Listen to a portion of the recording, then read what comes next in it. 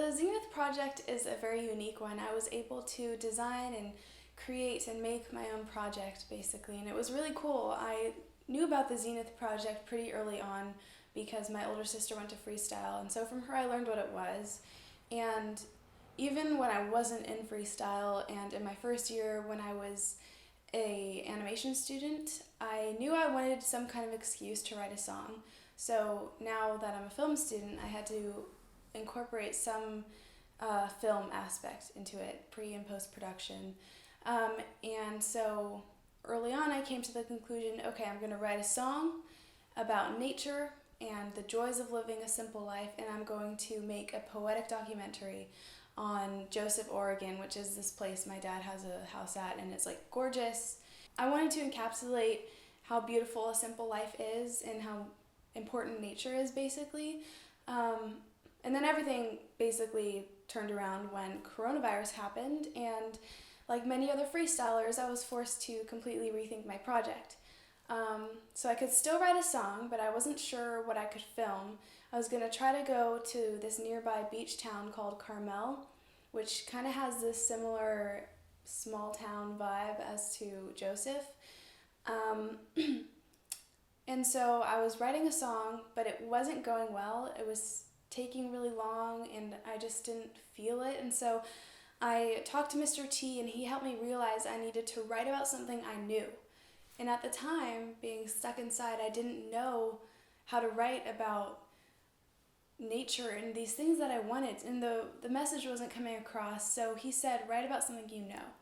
And what I knew at the time was what it felt like to be kind of afraid of the world and helpless, but also to have this light and this feeling that everything was going to be okay.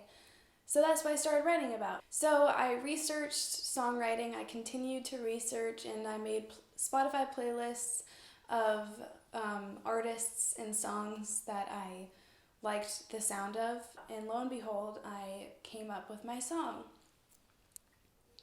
My song wasn't done at this point. It wasn't completely done. I hadn't figured out a finger picking pattern, or I hadn't locked in a chord progression. So anyways, I decided to go to Carmel, and I got a ton of B-roll. I spent the whole day just filming and doing whatever I could without a tripod, which was very unfortunate.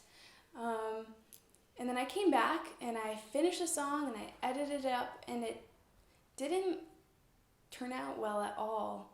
It looked really random and shaky, and some of the shots were beautiful, but it just looked really off, and it sounded off because my best recordings were when I sang separate from my guitar. So I would record my guitar and then sing.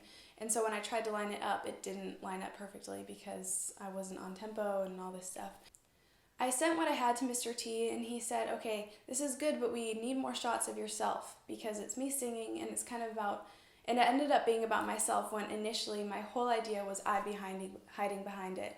I wasn't going to be the main character. I wasn't going to sing about myself. I was going to sing about nature. And anyways, so I saw that start to diminish, that it was going to be more me, and I had to go out and film again, but this time I couldn't go all the way to Carmel, so I went to Half Moon Bay, and I filmed more of myself, and then I came back and edited it, and it still just looked random. The clips didn't coincide in really any way. The song still sounded kind of off, and the clips that I had just didn't tell a story at all, and I was very unsatisfied with it.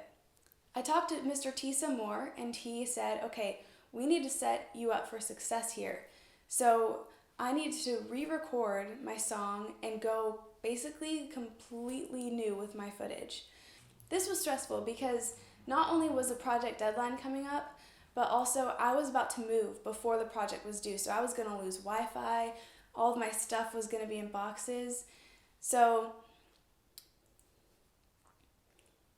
I had to get to work really quickly. I re-recorded the song, and I recorded myself playing the guitar, and then I took that recording, put it on my computer, and listened to it while I recorded myself singing. So when I went back to edit the song together, it worked pretty seamlessly.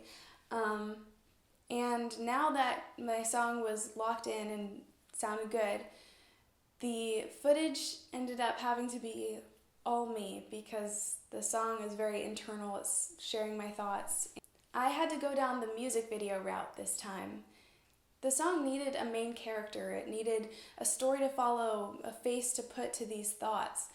So when I went out to film this, I played my song out loud, which was super cringeworthy and kind of killed me, and I kind of hated it, hearing my voice that loud, but I lip sync, and so it kind of worked out for the video at least. And here is the video.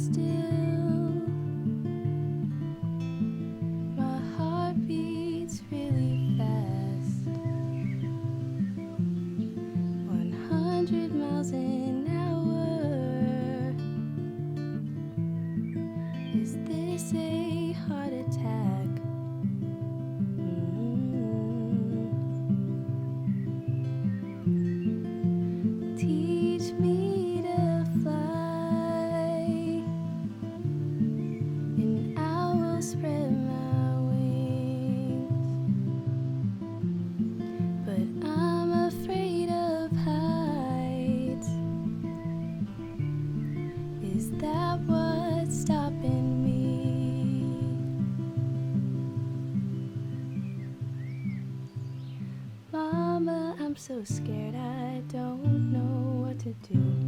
This world is breaking my heart and I'm feeling kind of blue. All these self-doubting thoughts I know aren't true. I'll try to see things from a different point of view.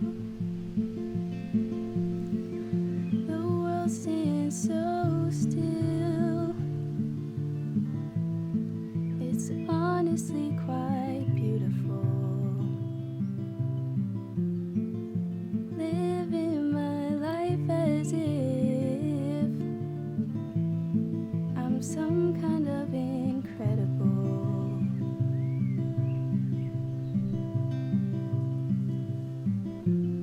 I'm learning to fly in a way I've always known. And then I realize those doubts I had are gone. I'm not so scared, I feel brand new. I'm alive in this world and that's pretty cool. I'm keeping these promises through and through. I'm beginning to see things from a different point of view.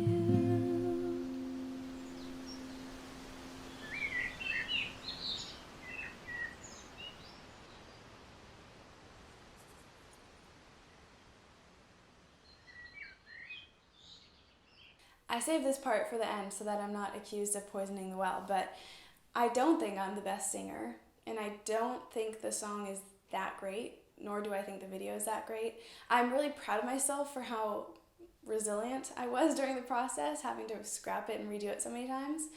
But honestly, if I were to hear that song on Spotify, if it just randomly came up, I would think that it's a pretty mediocre song. I think mediocre is the best word for it. It's not great, but it's not awful. I can appreciate the chord progression, the finger picking pattern. The lyrics are pretty good, but at that point, when I had recorded it again, it was like 10 p.m. and that's my 20th recording, and at that point I was like, okay, this is solid. I gotta move on. So I think in that sense I could have done better, because I know I can sing better than that, but I really just had to get it out at that point. The video is good. It's just a lot of me, and that's just not what I wanted initially, and I understand it was necessary for the song. So I appreciate what I could do with the given situation and all the lack of time, I should say, I had. But I think I'm overall proud of it because it took a lot for me to keep going after being told to redo it so many times. And it's hard to write a song. Writing music is hard because that was my first ever song, basically, that I ever finished. I've started some, but none of them I've actually finished. So that was my very first song that I've ever done, and I'm pretty proud of it. I think with this whole production with the Zenith under my belt, I feel really ready to go and make more music and go and make better music. Now that I know to not record until my voice is so tired that I just settle. I want to be really proud of my recordings. So I'm excited for that. I'm excited that the Zenith gave me the self-confidence and the knowledge that I can do it. I can write music and it can be really good, and I can make a video. I can make several videos on my own. Yeah, I learned a lot in the Zenith making process, and Mr. T stuck with me through every step of it, so I'm really thankful for him. And now I'm finally moved and everything's less crazy, so I can go and appreciate everyone's projects and my own. Overall, I'm really grateful for the Zenith experience. It was so fun and unique this year because of everything, but I still learned so much about myself and about filmmaking and about songwriting, and overall it was just it fed my soul to do, so I feel really happy I did it. And yeah. So thank you, Mr. T, and thank you, Freestyle, for everything.